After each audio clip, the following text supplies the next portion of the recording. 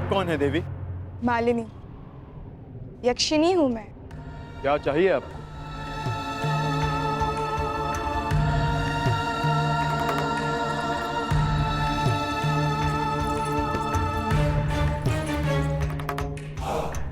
तुम्हारा प्रेम। जब से तुम्हें देखा है तुम्हारी ओर मोहित हो गई हूँ अर्जुन। तुम जैसा ही एक वीर पुत्र चाहिए। मुझे स्वीकार करो। क्षमा चाहता हूँ, मैंने ब्रह्मचर्य व्रत लिया है। व्रत और संकल्प दोनों ही तोड़ने के लिए बने हैं। विश्वामित्र ने भी मेनका के लिए अपनी तपस्या तोड़ दी थी। तुम भी तोड़ दो मेरे लिए। नहीं देवी, जब तक मैं पशुपत अस्त्र प्राप्त नहीं कर लेता, मैं अपनी प्रतिज्ञा से बंधा हूं। और जब तक तुम मेरी कामना नहीं पूरी कर देते, तब तक तुम इसी गुहा में बंद रहोगे। मुझे प्रहार के लिए विवश मत कीजिए।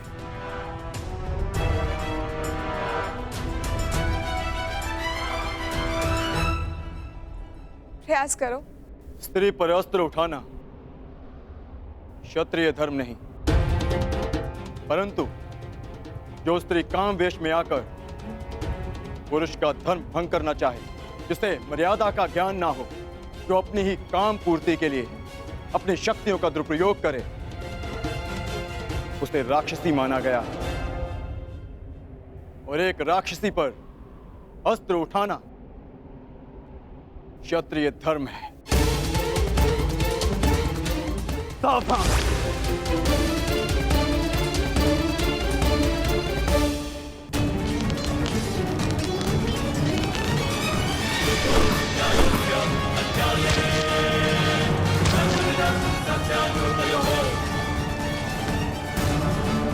नरेश, आप भूल रहे हैं कि मैंने किससे शिक्षा ली है। कदाचित आपने मुझे स्वयंवर में अपने कौशल प्रदर्शन का अवसर दिया होता तो आज आप मुझसे युद्ध करने का दुस्साहस नहीं करते।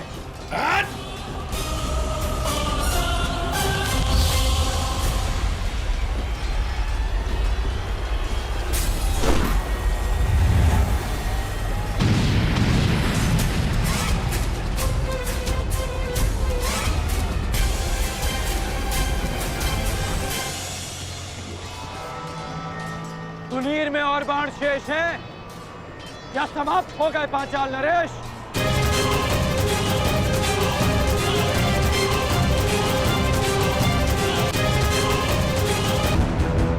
सम्राट, एक बात तो माननी पड़ेगी, तुम्हारे इस मित्र कर्ण का कोई तोड़ नहीं ना। कर्ण का कोई सामना कर सकता है तो वो केवल अर्जुन है, परंतु पता नहीं पशुपतास्त्र की यात्रा में अब वो किस मोड़ पर होगा।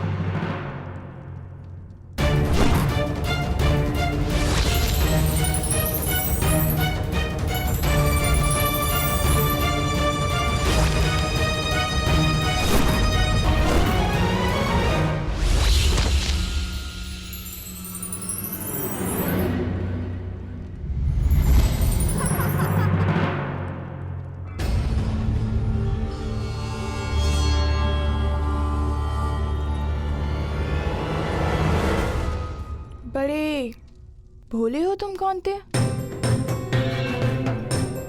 जिस अस्त्र से मुझे मारा जा सके वो तुम्हारे पास नहीं है, परंतु जिस अस्त्र से तुम्हें बांधा जा सके वो अस्त्र मेरे पास है।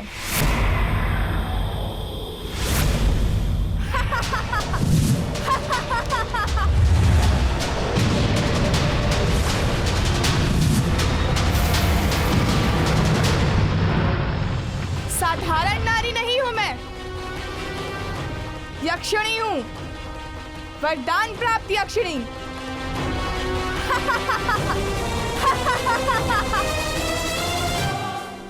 इस कर्ण के सामने हमारा हर प्रहार असफल है पिताश्री। समय आ गया है पांचाल के सबसे घातक अस्त्र को प्रस्तुत करने का।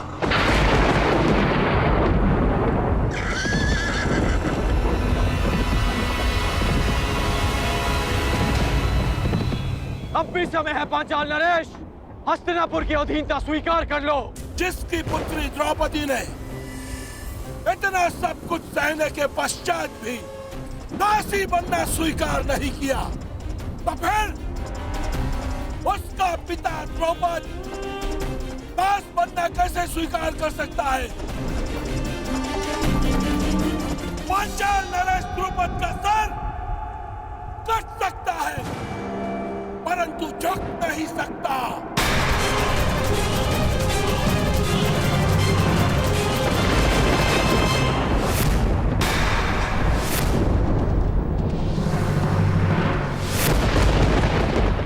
मुझे युवराज दुर्योधन के चरणों में राजाओं के मस्तक चाहिए। झुके हुए मिले तो उत्तम, अन्यथा कटे ही सही।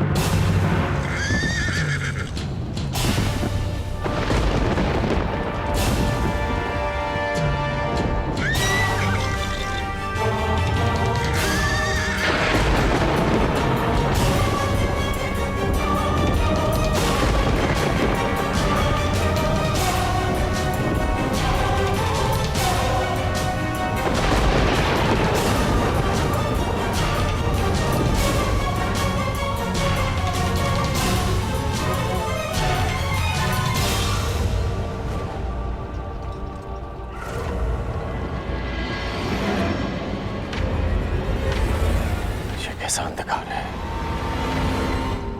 कैसी माया है ये।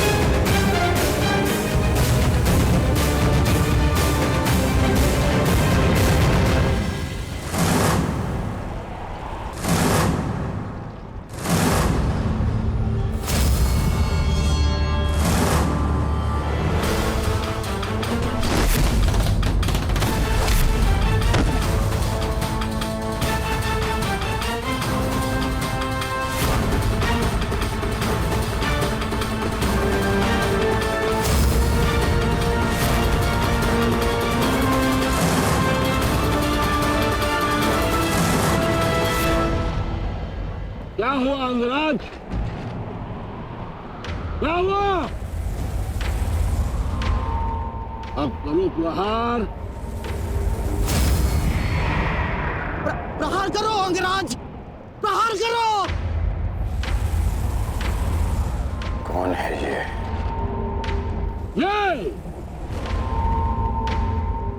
ये द्रुपद का वार।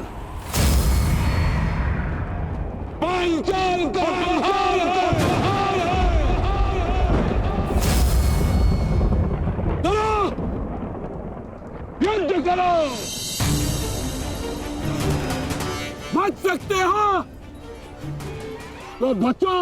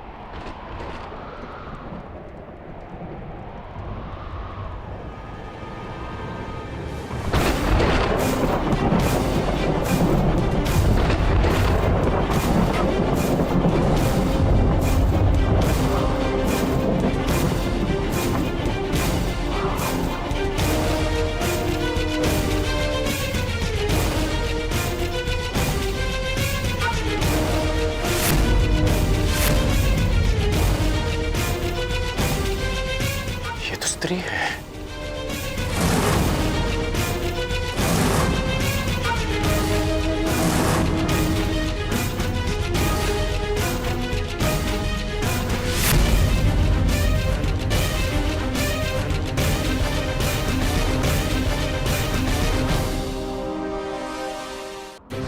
सावधान कर्ण।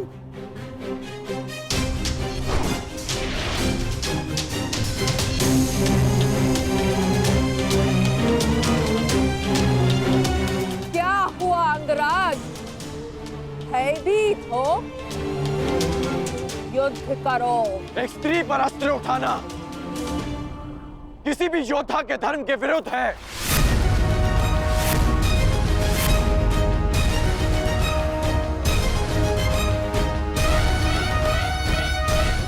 अब क्या करोगे मित्रगण? क्या स्त्री पर अस्त्र न उठाने के कारण हम दिग्विजय का पहला ही युद्ध हार जाएंगे? रुको मत अंगराज, युद्ध करो, क्योंकि जब तुम युद्ध करोगे तब तुम पराजित होगे, और जब हस्तिनापुर पराजित होगा तभी वो आएगा, तभी वो आएगा।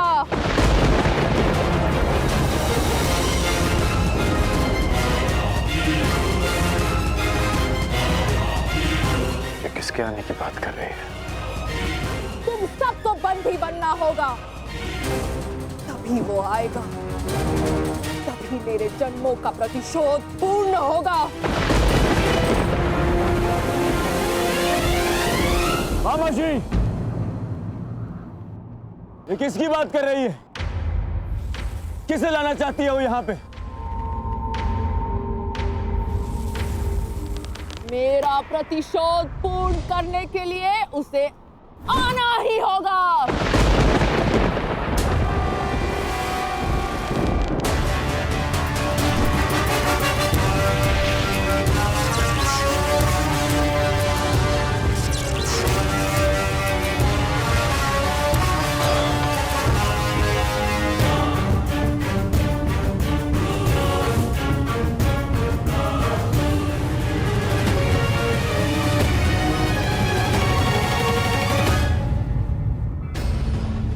दिव्य कवच तुम्हें प्रहार से बचा सकता है अंगराज, परंतु कब तक? तुम्हें हारना ही होगा। कौन हो तुम वीरांगना? और किसके आने की बात कर रही हो?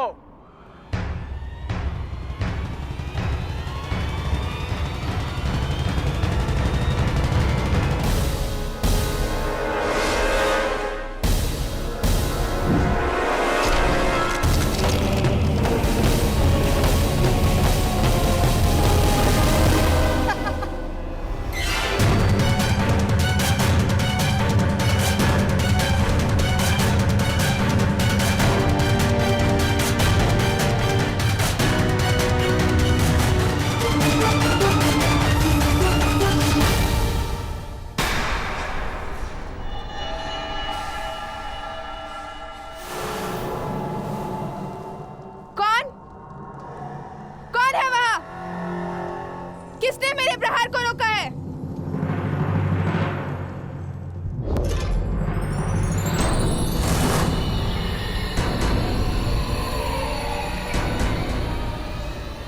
इंद्रदेव, आप?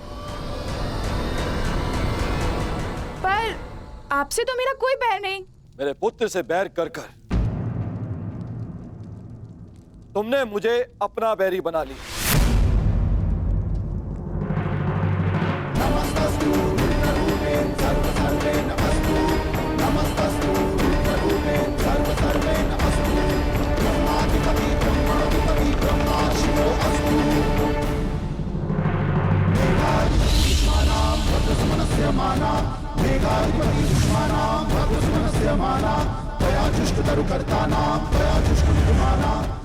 आप ऐसा नहीं कर सकते।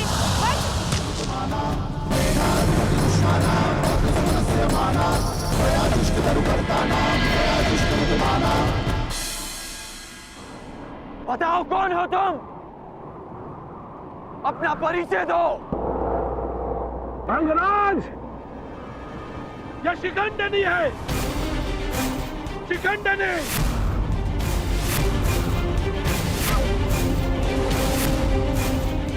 मेरी पुत्री।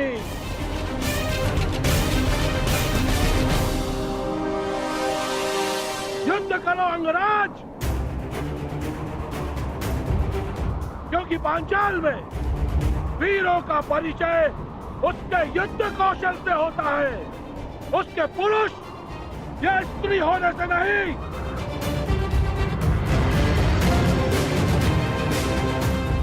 और यदि लड़ने का साहस नहीं है तो बुलाओ उसे, मेरे सामने लाओ। मैं एक स्त्री पर अस्त्र नहीं उठा सकता, और ये पता नहीं किसे लाने की बात कर रही है।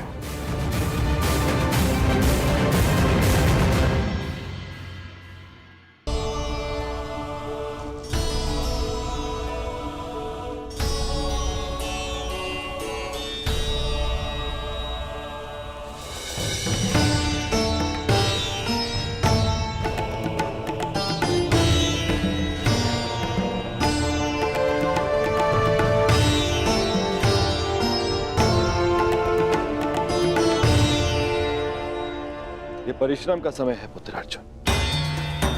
हमारा लक्ष्य कैलाश है।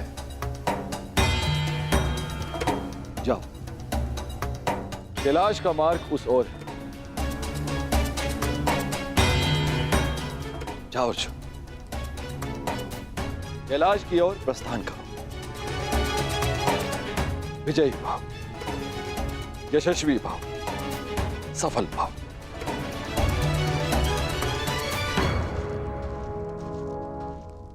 अपने पुत्र के मार्ग से मैंने बाधा हटा दी। अब अपने पुत्र के शत्रु के मार्ग में बाधा उत्पन्न करना ही मेरा लक्ष्य होगा। सावधान कर, देवराज इंद्र अपना प्रतिशोध लेकर रहेगा। कर्ण, प्रहार करो। यदि तुमने प्रहार नहीं किया तो मैं प्रहार करूंगा। नहीं युवराज, नहीं।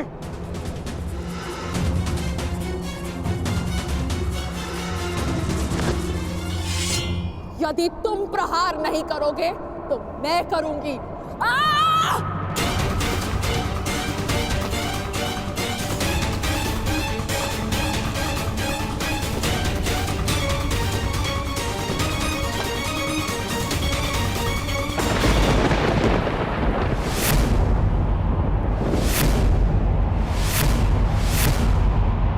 आ गया वो।